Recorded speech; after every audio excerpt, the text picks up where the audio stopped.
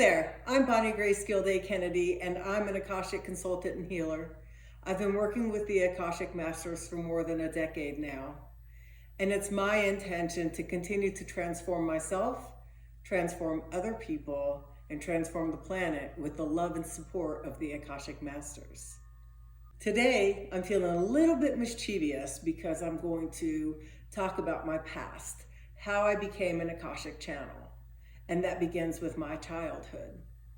The thing is, I'm a Scorpio and I like my secrets. So my life is my secret, right? Anyway, I want to share this with you though, because I want you to have an understanding of why this work is so important to me and why it has been such a beautiful experience for me to connect with the Akashic Masters as an adult. So this connection with the Akashic Masters began for me in this incarnation as a child. During my childhood, I was raised by two people. If my father were still alive, he would be classified as a person with antisocial personality disorder.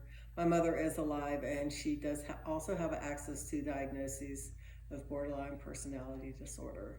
So I grew up in an environment that was not loving or nurturing. It was very abusive and unsafe. How I first began communicating with the Akashic Masters was 100% them. I didn't even know it was them. I didn't understand what was happening. But there were many times in my childhood I was not safe where the Akashic Masters would warn me. So I could be at home in my room and hear, "Bonnie, you need to go get in your closet. Go get in your closet." And so there wasn't a person around me, but I would get up and I would go get in my closet, and I had a pink blanket that had a little bit of satin at the top, and I would just sit in my closet and do this. Then I would hear my father come home screaming and yelling. I was a thumbsucker until I was 11, so I would generally put my thumb in my mouth, play with that little satin tip on that blanket until he did whatever he did. He was an alcoholic, so he probably would pass out, or he would quit calling my name, or he would quit yelling.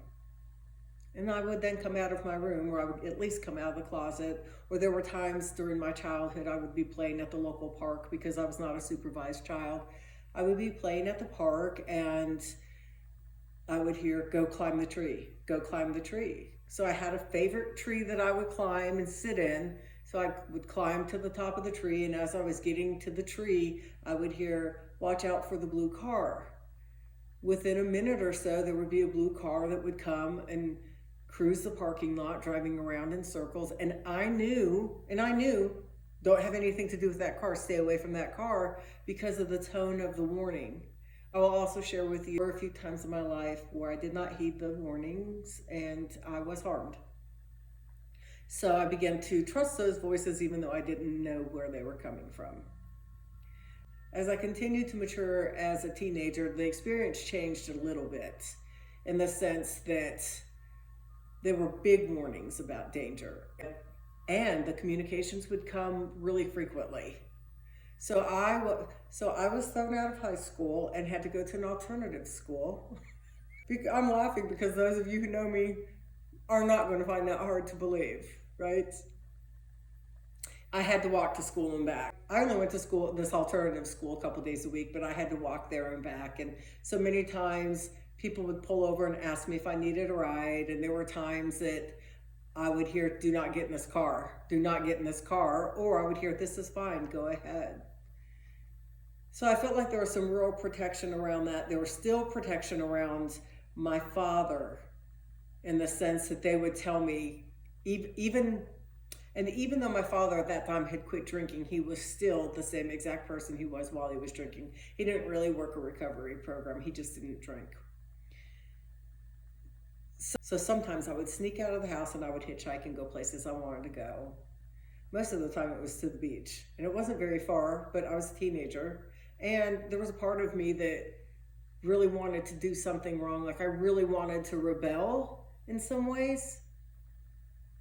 But there were many times while I was hitchhiking where I was in very unsafe conditions and the Master saved me. And I can tell you that there's one particular experience where I was in this person's van, this man's van. He was probably in his 40s. I was a kid. And he drove all the way up to Palos Verdes, which was pretty far from my house.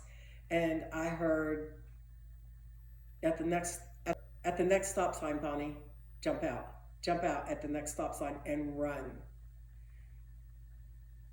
And I was sitting in the car waiting for that stop sign to come, trying to decide if I was going to or not. And I heard, "You will die if you don't leave this van."